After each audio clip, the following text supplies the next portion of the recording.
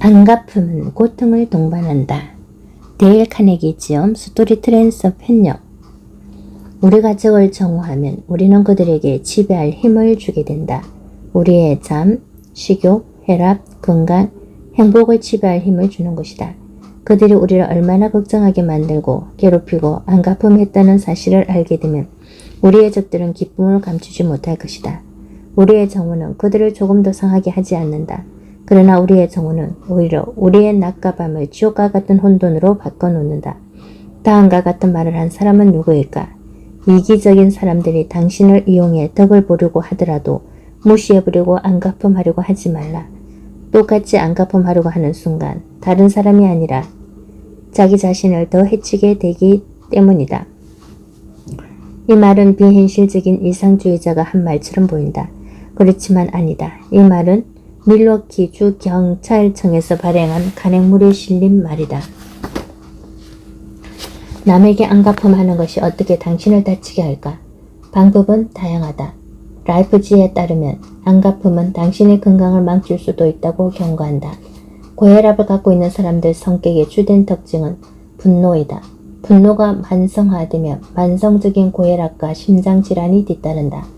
그러므로 예수가 원수를 사랑하라고 말한 것은 건전한 윤리에 대해 설교했던 것만이 아니었음을 알 수 있다. 그는 20세기 의학에 관해서도 설교하고 있었던 것이다. 예수가 7번씩 70번까지라도 용서하라고 말한 것은 고혈압, 심장질환, 위궤양, 그 밖에 많은 질병으로부터 당신과 내가 멀어질 수 있는 방법을 말한 것이다. 내 친구 중 하나가 최근 심각한 심장 발작을 일으켰다. 담당 의사는 그녀를 침대에 눕히고 무슨 일이 있어도 절대 화를 내지 말라고 지시했다. 심장이 약한 사람은 갑자기 화를 내게 되면 죽을 수도 있다. 내가 지금 죽을 수도 있다고 말했나? 몇 년 전 갑자기 화를 내서 사망한 레스토랑 지배인이 있다. 지금 내 앞에는 워싱턴주 스포켄 경찰청장인 제리 스위트아웃에게 써온 편지 하나가 있다. 편지 내용은 이렇다. 몇 년 전 이곳 스포켄에서 카페를 운영하던 68세의 윌리엄 포커버라는 사람이 화 때문에 사망한 일이 있었습니다. 그가 화를 낸 이유는 주방장이 커피를 마실 때 자신의 컵 받침을 썼기 때문이었어요. 그 카페 주인은 너무나도 분노한 나머지 손에 권총까지 들고 그 주방장을 뒤쫓다가 심장마비로 죽게 된 겁니다. 검시관의 보고서에는 하루 이내 심장마비가 일어났다고 적혀 있었습니다. 예수가 원수를 사랑하라고 말했을 때 그는 우리의 외모가 더 나아지라는 방법도 말하고 있는 것이다. 당신도 그럴 테지만 나는 얼굴이 정으로 인해 굳어지고 분노 때문에 망가진 여자들을 알고 있다. 이 세상의 그 어떤 미용 기술도 용서, 원하, 사랑하는 마음의 반만큼도 사람들의 외모를 개선시키지 못한다. 정오는 심지어 우리가 음식을 맛있게 먹는 능력까지 떨어뜨린다. 성경에 다음과 같은 말이 있다. 채소를 먹으며 서로 사랑하는 것이 살찐 소를 먹으며 서로 미워하는 것보다 낫다. 우리의 정으로 인해 지치고 피곤하고 초조해지고 외모를 망가뜨리고 심장질환이 생기고 우리의 수명을 단축시킬 수도 있다는 사실을 우리의 적이 알게 된다면 손을 비벼가며 해수의 미소를 짓지 않을까? 우리의 적을 사랑하기 힘들다면 적어도 우리 자신만큼은 사랑하자. 우리 자신을 사랑함으로써 우리의 적이 우리의 행복, 건강, 외모를 지배하지 못하게 하자. 섹스피어는 다음과 같이 표현했다. 저기를 너무 불태우지 말라. 내가 먼저 거울릴 테니. 예수가 우리에게 원수를 7번씩 70번까지라도 용서하라고 말했을 때 그는 현실한 사업에 대해서도 설계하고 있었다. 지금 이 글을 쓰는 내 앞에 놓인 조지 로나로부터 받은 편지를 예로 들어보겠다. 조지 로나는 오스트리아 빈에서 오랫동안 변호사로 일했지만 제2차 세계대전이 일어나자 스웨덴으로 피신했다. 무일푼이었던 그는 일자리가 절실했다. 그는 몇 가지 언어를 구사할 수 있었기 때문에 수입이나 수출에 관련된 일을 하는 회사에서 해외 담당, 연락 담당 업무를 하고 싶었다. 대부분의 회사들은 전쟁 중이기 때문에 그런 업무가 필요 없지만 파일에 이름은 적어 놓겠다는 식의 답변을 보내왔다. 그러나 한 사람만은 조지 로나에게 이렇게 답장을 보냈다. 당신은 제 사업에 대해 잘못 알고 있습니다. 게다가 어리석게까지 합니다. 제게는 일하고 같은 건 필요 없습니다. 필요하다고 해도 당신을 고용하지는 않을 겁니다. 당신은 스웨덴 말도 제대로 쓰지 못하니까요. 당신의 편지는 오자투성이입니다. 조지 로나는 그 편지를 읽고 맹렬하게 화를 냈다. 그 스웨덴 놈이 나보고 스웨덴 말도 제대로 모른다고 하다니. 자기가 쓴 편지야말로 실수투성이잖아. 그래서 조지 로나는 그 사람 화내게 할 작정으로 편지를 썼다. 그러다가 멈추어 스스로에게 말했다. 잠깐 기다려봐. 이 사람은 내 글이 오자투성이란 걸 어떻게 알지? 내가 스웨덴어 공부를 하긴 했지만 그게 내 나라 말도 아니니까 나도 모르는 실수를 하고 있을지도 모르잖아. 그렇다면 공부를 더 열심히 해야 하는 게 맞지. 적어도 일자리로 구하고 싶다면 말이야. 그가 의도하진 않았을지 몰라도 내게 도움을 준 것일지도 몰라. 단지 그 사람 말투가 마음에 들지 않는다는 사실이 내가 그에게 진 빚을 바꾸진 않잖아. 그러니 그에게 고맙다는 편지를 써야겠다. 그래야 이 조지 로나는 이미 쏟아놨던 신랄한 편지를 찢어버리고 새로 편지를 썼다. 연락 담당이 필요 없음에도 저에게 답장을 보내주시는 수고를 해주셔서 감사합니다. 기사에 대해 잘못 알고 있었던 점에 대해서는 양해를 구합니다. 제가 편지를 보낸 이유는 조사 결과 기사의 사업 영역에서 기사가 선도적인 회사라고 알려졌기 때문입니다. 제 편지에 문법적 실수가 있었는지는 미처 알지 못했습니다. 거짓말 부끄럽게 생각하고 있습니다. 앞으로 스웨덴어 학습에 더욱 열심히 정진해서 제 실수를 바로잡도록 하겠습니다. 저로 하여금 자기개발의 길에 매진할 수 있도록 도움을 주셔서 감사합니다. 며칠 지나지 않아 조지 로나는 그 사람으로부터 자신을 만나러 와달라는 편지를 받았다. 그렇게 로나는 일자리를 얻을 수 있었다. 조지 로나는 부드러운 대답이 분노를 가라앉힌다는 사실을 스스로 깨달은 것이다. 우리는 원수를 사랑할 수 있을 정도의 성인은 아닐지 모른다. 하지만 우리 자신의 건강과 행복을 위해 적어도 그들을 용서하고 있도록 하자. 그것이 현명하다. 공자는 이렇게 말했다. 악행을 당하거나 도둑질을 당하더라도 마음에 담아두고 계속 생각지만 않는다면 아무 일도 아니다. 적을 용서하고 잊을 수 있는 확실한 방법. 우리의 적을 용서하고 잊어버리기 위한 한 가지 확실한 방법은 우리 자신보다 무한히 큰 어떤 대의에 몰입하는 것이다. 그러면 우리의 대의 말고는 모든 것을 가볍게 이길 수 있게 되고 우리가 받은 모욕이나 그로 인한 증오는 문제가 되지 않는다. 그러한 예로 1918년 미시시피의 소나무 숲에서 일어날 뻔했던 매우 극적인 사건 하나를 살펴보자. 그건 다름 아니라 폭력에 얽힌 사연이다. 몇 해 전 나는 로렌서 존스가 설립한 파이니 우즈 컨트롤 스쿨을 방문해 학생들 앞에서 강연을 한 적이 있다. 지금은 그 학교가 전국적으로 유명하지만 내가 말하려고 하는 그 사건이 일어났을 당시에는 그렇지 않았다. 그 사건은 제1차 세계대전으로 인해 사람들이 매우 감정적인 시기에 일어났다. 독일군이 흑인들을 자극해 폭동을 일으키도록 선동한다는 루머가 중부 미시시피 지역에 돌았다. 로렌스 존슨은 흑인이었고 그의 동족들이 폭동을 일으키도록 자극했다는 누명을 썼다. 교회 앞에 멈춰선 한 무리의 백인들은 그가 신도들을 향해 외치는 소리를 들었다.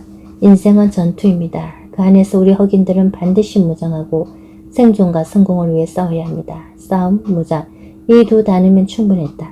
교회 밖에 서 있던 백인 젊은이들은 말을 타고 날이 어두워질 때까지 사람들을 모아 교회로 돌아왔다.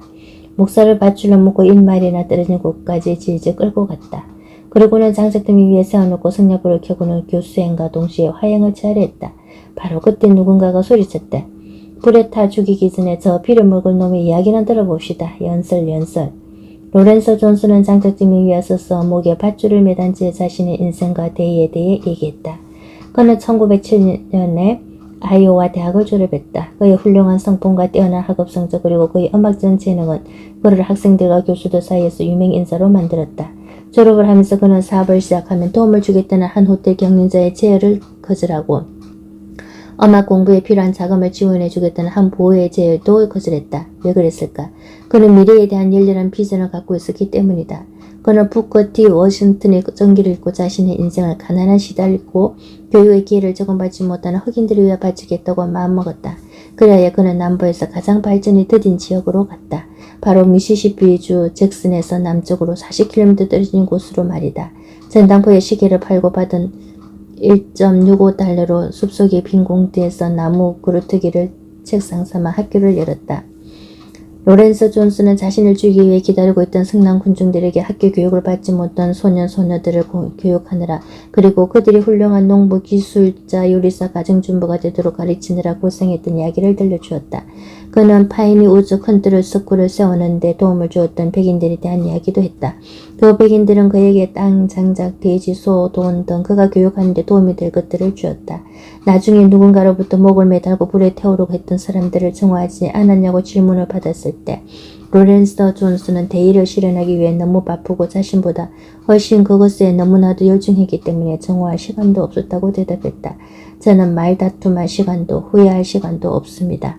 그리고 아무도 제가 정화할 만큼 감히 저를 경멸할 사람도 없습니다. 로렌스 존스가 자신의 대의에 대해 진지하면서도 감동적일 정도로 유창하게 연설을 하자 폭도들의 마음이 누그러지기 시작했다. 마침내 사람들 속에서 나이 많은 남부의 태역 군인 한 사람이 말했다. 이 사람이 거짓말을 하는 것 같지는 않군. 이 사람이 아까 말한 백인들을 나는 알지. 좋은 일을 하고 있는데 우리가 실수했네. 그 사람을 목매달 것이 아니라 그를 도와야 해. 그 태역 군인은 자신의 모자를 사람들 사이로 돌려 52달러 40센트라는 돈을 모금했다. 파이니 우즈 컨트롤 스쿨의 창립자를 목매달기 위해 거기에 모였던 바로 그 사람들로부터 말이다. 1900년 전 에피테토스는 우리가 뿌린 대로 거둔다는 것과 운명은 거의 언제나 우리가 저지른 못된 행동에 대한 대가를 치르게 한다는 점을 지적했다. 에피테토스는 또 이렇게 말했다. 결국 모든 사람은 자신이 저지른 나쁜 짓에 대한 대가를 치르게 된다. 이것을 기억하는 사람이라면 누구에게도 화를 내거나 분노하거나 비방하거나 비난하거나 감정을 상하게 하거나 미워하지 않을 것이다. 아마도 미국 역사상 링컨만큼 다른 사람들로부터 비난받고 미움을 사고 배신을 많이 당한 사람도 없을 것이다. 하지만 링컨의 자서전 중에서 최고로 꼽히던 헌든의 자서전에 이런 내용이 있다. 링컨은 절대 자신의 좋고 싫은 감정에 따라 사람들을 판단하지 않았다. 주어진 임무를 수행하기 위해서 그의 적이라 할지라도 다른 사람들과 마찬가지로 잘할 수 있다는 것을 그는 알고 있었다. 자신을 헛들었거나 개인적으로 냉대했다 해도 그 사람이 책임져라고 여기지며 링컨은 자신의 지지자에게 하는 것만큼 기꺼이 그에게 그 자리를 내주었다. 링컨은 어떤 사람이 그의 적이기 때문에 또는 싫어하는 사람이라고 해서 그의 자리를 박탈한 적이 한 번도 없었다. 링컨은 자신이 고위직에 임명한 바로 그 사람들 맥클레인, 시우드, 스탠텐, 체에서 같은 사람들로부터 비난을 받기도 하고 모욕을 당하기도 했다. 하지만 링컨의 법률적 동반자였던 헌든에 따르면 링컨은 어떤 일을 했다고 칭송받거나 어떤 일을 했다 또는 하지 않았다는 이유로 비난을 받아야 하는 사람은 하나도 없다고 믿었다.